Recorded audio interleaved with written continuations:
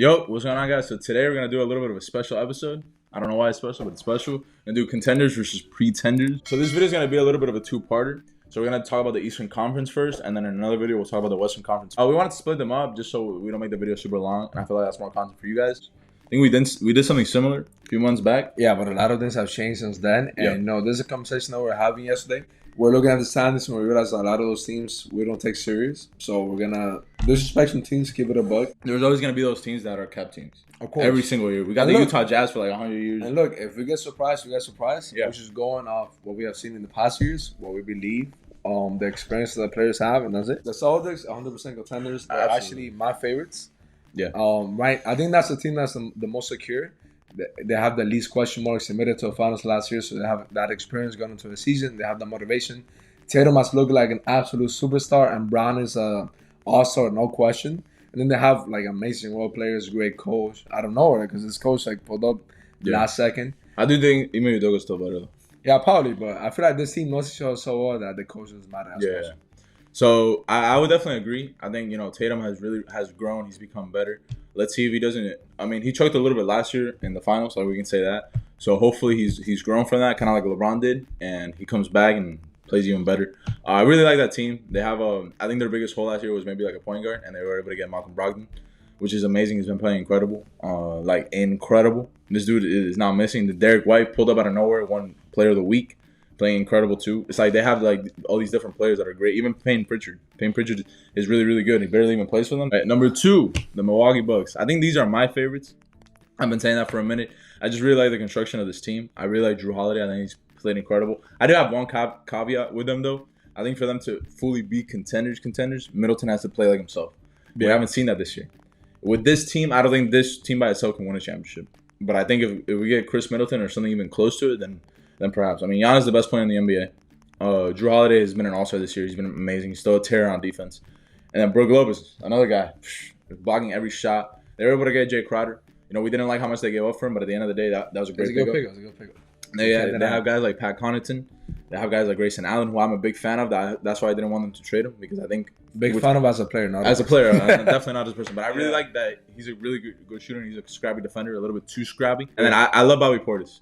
His three hasn't been falling this year as much, but I think everywhere else he's improved. The Bucks, I mean, I pretty much agree with everything you said. They have amazing role players. They have a good system built up. They already know each other. Joe Holiday has had a great season.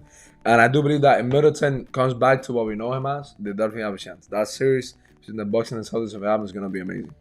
All right, Sixers. I feel like the Sixers have been a very underrated team this year. Absolutely. And Embiid has had another MVP season. Harden has been able to rejuvenate his game, averaging 22 points and 10 assists. We talked about that the other day, and I was I was saying, like, I know it sounds stupid, but I was really proud of Harden for the player that he's become, because he went from basically like being the number 1 scorer, averaging 36 points, to being one of the best passers in the NBA.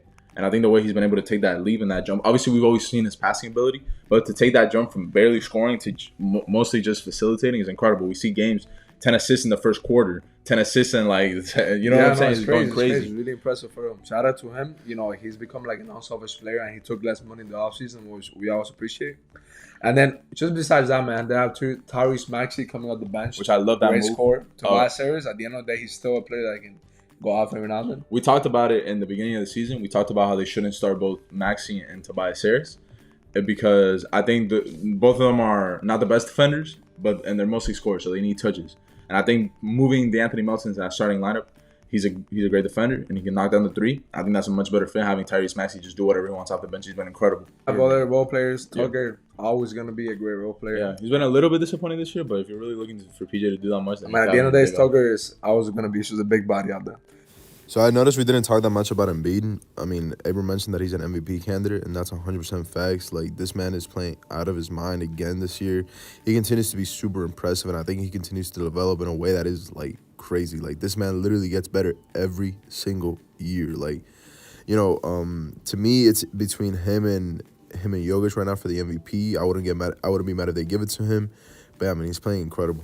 So, what would you say about the Sixers, though? Do you think they're contenders or pretenders? I think they're like I'm not sure. I'm not sure how to feel about the team. I would still put them as pretenders because I forgot to because I think they're gonna be beat, and I don't trust Embiid 100% yet to carry the team. And I don't trust. And Harden, we have never trusted him. I think Harden right now, he's gonna play like he's playing right now. That's the Harden that we're gonna see in the playoffs. I think they can win, But but I wouldn't put money on it. That's what I'm gonna say. They're like one of those teams that are always gonna be good, but they haven't proved to me that they're capable of taking that next step of like winning the East. Absolutely. So, Like last year, like quick note, like last year they won against the Heat, and they're probably better than the Heat, but they lost. You know what I'm saying? Yeah, for sure. All right. Cavaliers, definitely pretenders. Like I was saying, Donovan Mitchell's had a great season.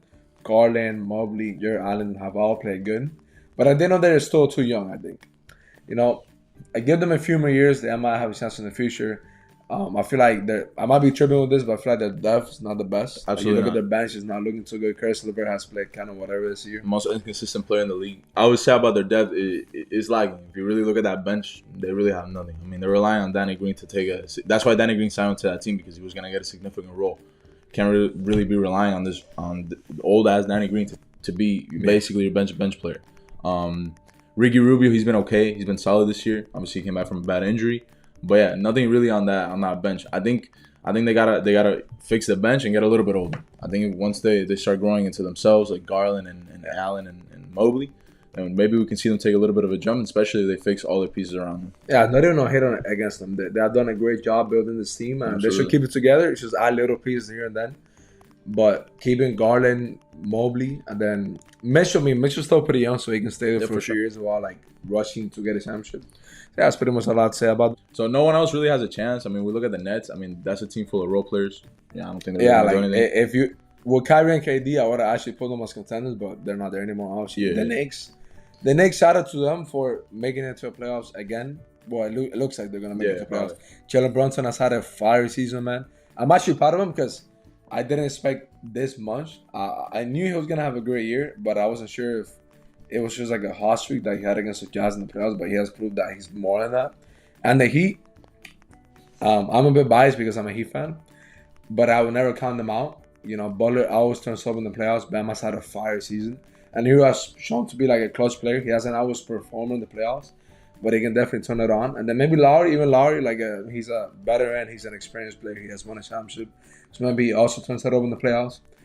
This year, I'm not as confident in them as I was in all years. They have looked kind of mid this year, and a lot of injuries, a lot of inconsistency, and the bench is not looking too good. Yeah. The other Kevin Love, which I think is a good addition. We both like it very much. He can play next to Bam here because Bam's such like a versatile player on defense. He can guard like slower guys. They could, but like I was saying, I'm not too sure.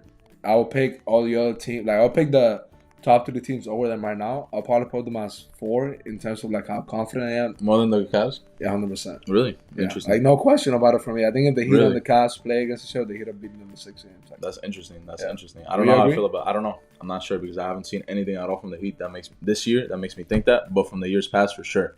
And real quick about the Knicks, I'll just get my points for the Knicks across. I've hated RJ Barrett this season. I think he's been like their biggest negative this season. I think they should have probably tried to trade him when they had a chance. We talked about a trade. I forgot. Oh, for Michael Bridges.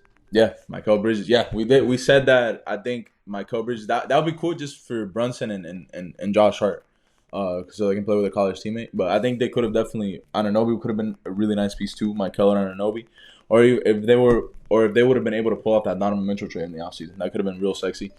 I just hated RJ Barrett this season, to be honest. And then the Heat, I loved the Kevin Love edition. I'm not sure why I loved it so much.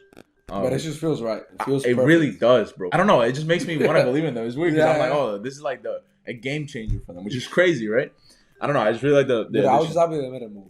Because they needed to do something, bro. Like, needed a new player. I wasn't a big fan of Cody Zeller. We're not going to talk too much about the Heat right now. Maybe we'll do a Heat video. We've been saying that for 5 months, but we've never done it. Yeah, we're trying to get our friends in the video and everything because we have a lot of Heat fans. I'm not super feeling that Cody Zeller pickup, but we might talk a little bit about that more in a Heat video.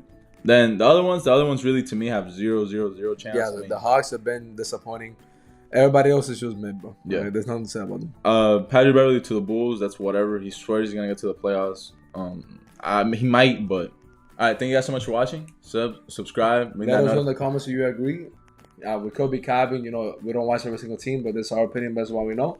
Yeah, like, subscribe, comment, and turn on the notifications.